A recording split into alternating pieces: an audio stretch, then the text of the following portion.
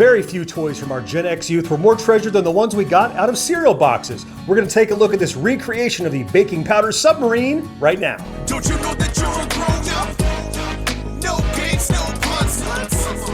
Not allowed if you're a grown up. Hey, hello again, and welcome back to Gen X Grown Up. I'm John. I am a Gen X Grown Up. Thank you for checking out this video and hopefully the rest of the channel. As I mentioned, the toys that we got as Gen Xers in cereal boxes were a huge part of growing up. We like to talk about those nostalgic things and reminisce on our Gen X Grown Up podcast that's released every single Thursday. If you're not already subscribing, why not? You should head over. It's free. There's a lot more nostalgic goodness to be had there. We did a whole episode where we talked at length about that experience of having that Saturday morning cereal and the toys inside, but the idea for this video actually came from a more recent episode where we talked about the ads in the backs of old comic books. Not long after we released that podcast episode about the ads in the backs of comic books, which, by the way, I'll put a link to up there if you'd like to give it a listen. One of our fourth listeners, Michael, who heard me talk about getting my own baking powder submarine, he was generous enough to send me a reproduction of the very cool baking powder submarine.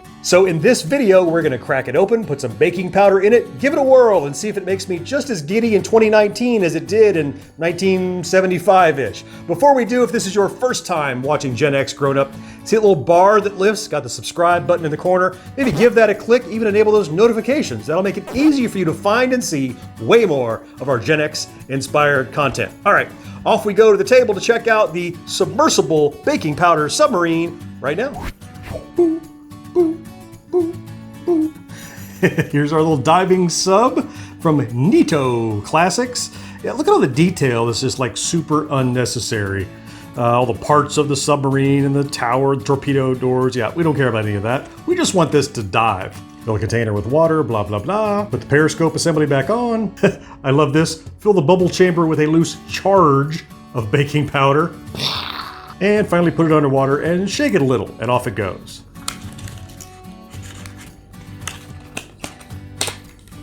In 1953, two brothers, Benjamin and Harry Hirsch, discovered that carbon dioxide gas bubbles produced in wet baking powder as part of the chemical leavening process could be used to make a toy submarine dive up and down in fresh water. 1 year later, in 1954, they sold that discovery/invention to the Kellogg's Breakfast Cereal Company. Coming on the heels of the popularity of the first American atomic submarine, the USS Nautilus, commissioned that very same year, 1,000,000 4.5-inch plastic ship model prizes were produced by May of that year. To get one, they required you to cut off a box top from your cereal and mail it off to Kellogg's with 25 cents. In return, they would send you a little baking powder submarine. Submarine dead ahead. Stand by. And no ordinary sub either. It's a real working model of the world's first atomic power sub, which dives and surfaces in water all by itself with baking powder for fuel. The way it works is kind of elegant/magical. You put a little baking powder into a little compartment at the bottom of the toy. As the toy sinks, enough water leaks in to react with the baking powder, creating carbon dioxide bubbles, and those bubbles force the submarine to rise to the top. It tips over, purges that air, and the whole process starts over and over again until you run out of baking powder. There's our beautiful little submarine. See on the bottom, there's that little screen where the bubbles are going to emerge to create buoyancy. And the top, this is kind of a rubbery plug where you put all of your baking powder in to load it up. So I say, put some baking powder in and let's get diving. I actually purchased a box of baking soda from the store, misremembering what the proper fuel was for this submarine. Luckily, I was able to steal this can of baking powder from the cabinet that my wife uses for actual baking, not toys, I guess. So as instructed, I put it down in the water, give it a little shake, and it dropped like a stone.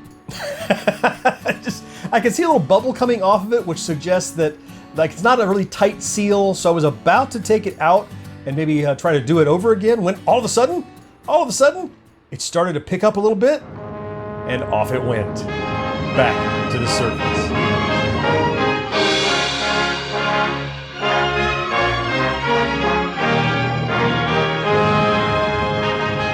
And once it purged the air, right back down to the bottom. I found that after it did this 1 or 2 times, it really sped up. It no longer took a long time to kind of sit there and think about it. Despite the little bubbly leak, it was creating plenty of carbon dioxide to give it some buoyancy and bring it to the top. Pop, all the bubbles come out, and right back to the bottom it would go. I sat and watched it go up and down 2, 3, 20 times. It really reminded me of the fun that I had. It seems like a magical device when you're a kid. And watching it again, I was able to kind of remember what it was like the first time that I had my own baking powder submarine. It still works, it's still fun, and one more piece of my GenX childhood restored.